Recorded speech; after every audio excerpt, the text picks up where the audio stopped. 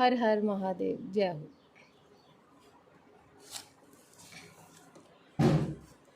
आज हम पढ़ेंगे पाठ 5 शिव पुराण के श्रवण की विधि तथा श्रोताओं के पालन करने योग्य नियमों का वर्णन। शौनक जी कहते हैं, महाप्राज्ञ व्यास शिष्य सूत जी, आपको नमस्कार है। आप धन्य हैं, शिव भक्तों में श्रेष्ठ हैं। आपके महान गुण वर्णन करने योग्य हैं। अब आप कल्याण में शिव पुराण के श्रवण की विधि बतलाइए, इससे जिससे सभी श्रोताओं को संपूर्ण उत्तम फल की प्राप्ति हो सके। सूत जी ने कहा, मुने शौनक, अब मैं तुम्हें संपूर्ण फल की प्राप्ति के लिए शिव पुराण के श्रवण की विधि बता रहा हूँ।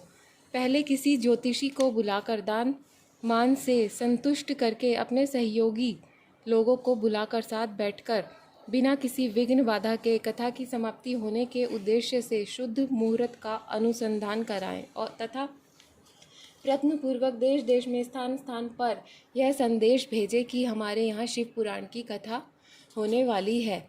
अपने कल्याण की इच्छा रखने वाले लोगों को उसे सुनने के लिए अवश्य पधारना चाहिए। कुछ लोग भगवान श्री हरि के कथा से बहुत दूर पड़ गए हैं। कितने ही स्त्री शूद्र आदि भगवान शंकर के कथा कीर्तन से वंचित रहते हैं। उन सबको भी सूचना हो जाए, ऐसा प्रबंध करना चाहिए। देश देश में जो भगवान शिव के भक्त हों तथा शिव कथा के कीर्तन और श्रवण के लिए उत्सुक हों, उन सबको आदर पूर्वक बुलवाना चाहिए। आए हुए लोगों को सब प्रकार से आदर सत्कार करना चाहिए। शिव मंदिर में तीर्थ वन प्रांत में अथवा घर में शिव पुराण की कथा सुनने के लिए उत्तम स्थान का निर्माण करना चाहिए।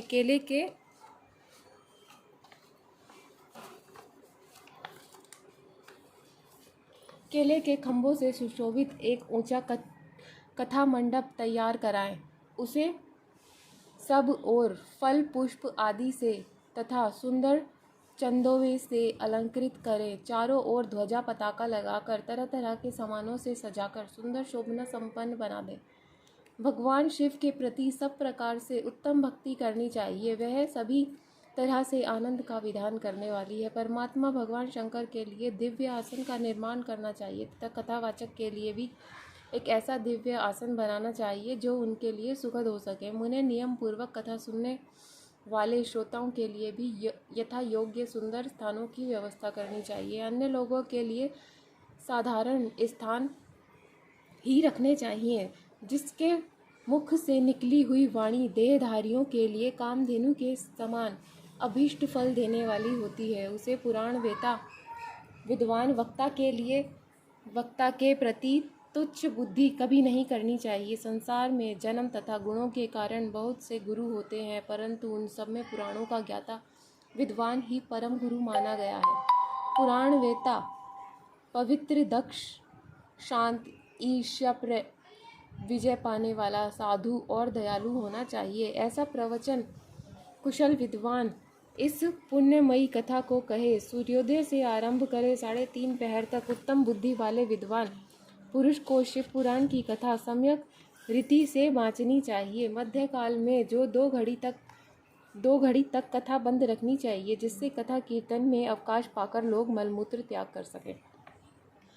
कथा प्रारंभ के दिन से 1 दिन पहले व्रत ग्रहण करने के लिए वक्ता को शौर करा लेना चाहिए। जिन दिनों कथा हो रही है उन दिनों प्रयत्न पूर्वक प्रातः काल का सारा निष्कर्म संक्षेप में ही कर लेना चाहिए। वक्ता के पास उसकी सहायता के लिए एक दूसरा वैसा ही विद्वान स्थापित करना चाहिए। वैसे ही वह भी सब प्रकार से संशयों से निवृत्त करने में असमर्थ और लोगों को समझाने में कुशल हो। कथा में आने वाले विघ्नों की निवृत्ति के लिए गणेश जी का पूजन करें। कथा के स्वामी भगवान शिव की तथा विशेषतः शिव पुराण की पुस्तक की भक्ति भाव से पूजा करें। तत्पश्चात उत्तम बुद्धि वाला श्रोता तन मन से शुद्ध एवं प्रसन्नचित्त हो आदर पूर्वक शिव पुराण की कथा सुने। जो वक्ता और श्रोता अनेक प्रकार के कर्मों में भटक रहे हों, काम आदि 6 विकारों से युक्त हों, स्त्री में आसक्ति रखते हों, पाखंड बातें करते हों, वे पुण्य के भागी नहीं होते। वो लौकिक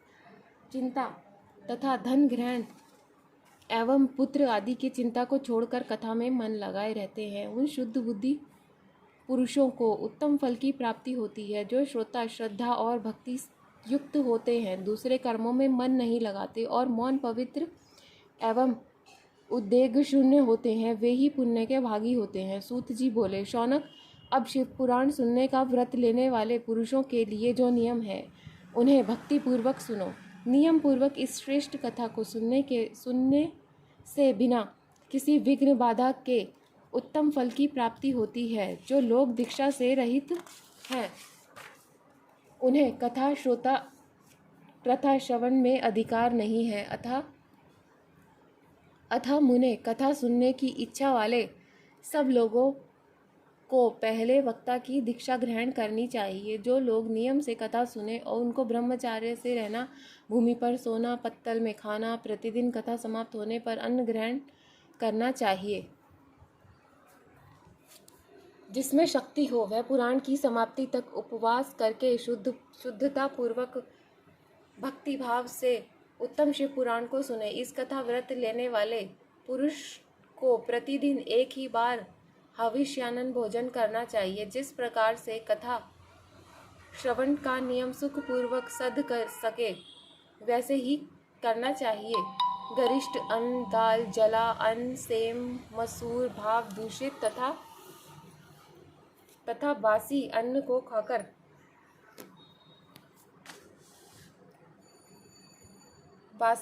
खाकर कथाव्रती पुरुष कभी कथा को न सुने। जिससे कथा का व्रत ले रखा हो वह पुरुष प्याज, लहसुन, हींग, गाजर, मादक वस्तु और आमिष कही जाने वाली वस्तुओं का त्याग दे। कथा का व्रत लेने वाले पुरुष काम, क्रोध आदि 6 विकारों को, ब्राह्मणों को निंदा को, पवित्रता और साधु संतों की निंदा को भी त्याग दें।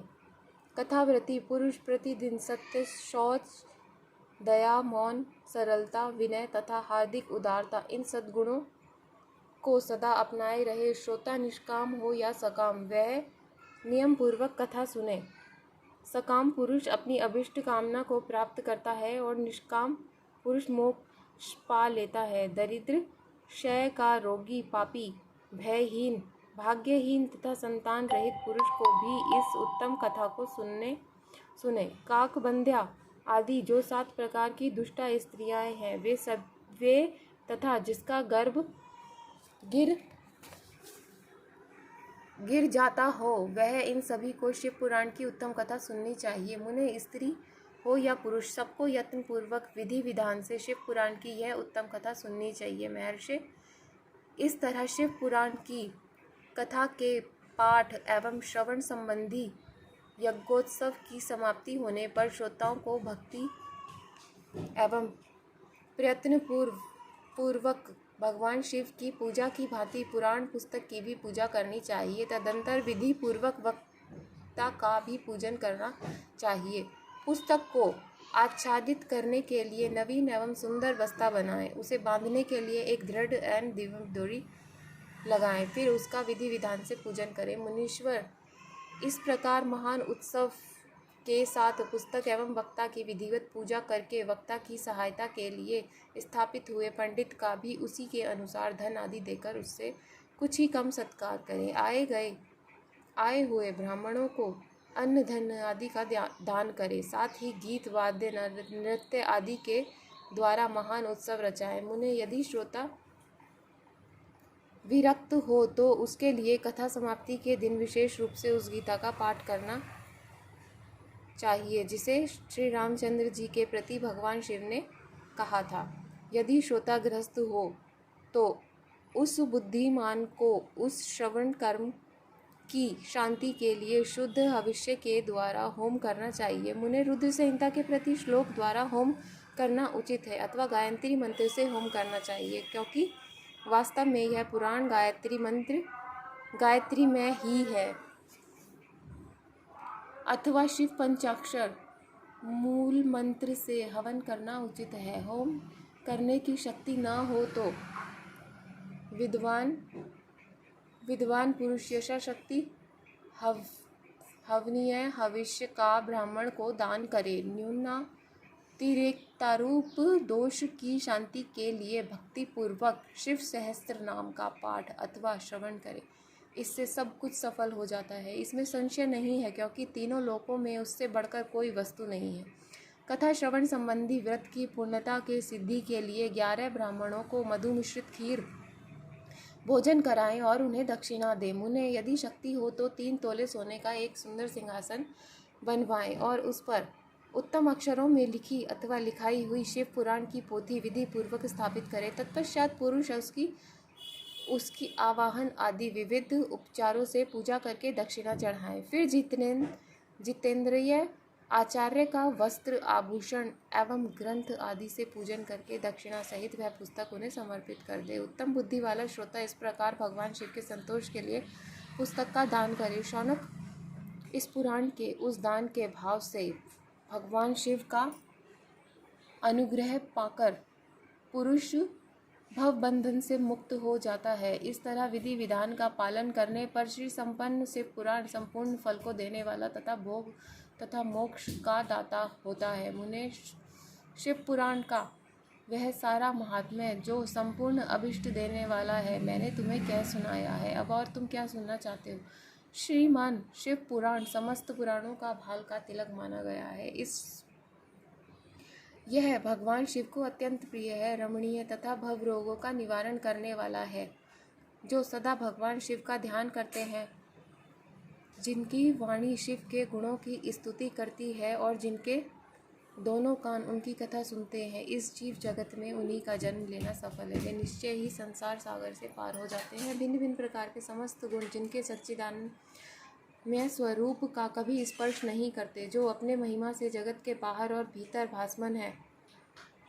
भासमान है तथा जो मन के बाहर और भीतर वाणी एवं मनोवृत्ति रूप में प्रकाशित होते हैं, उन अनंत आनंद घन रूप परम शिव की शरण लेता हूँ। हर हर महादेव।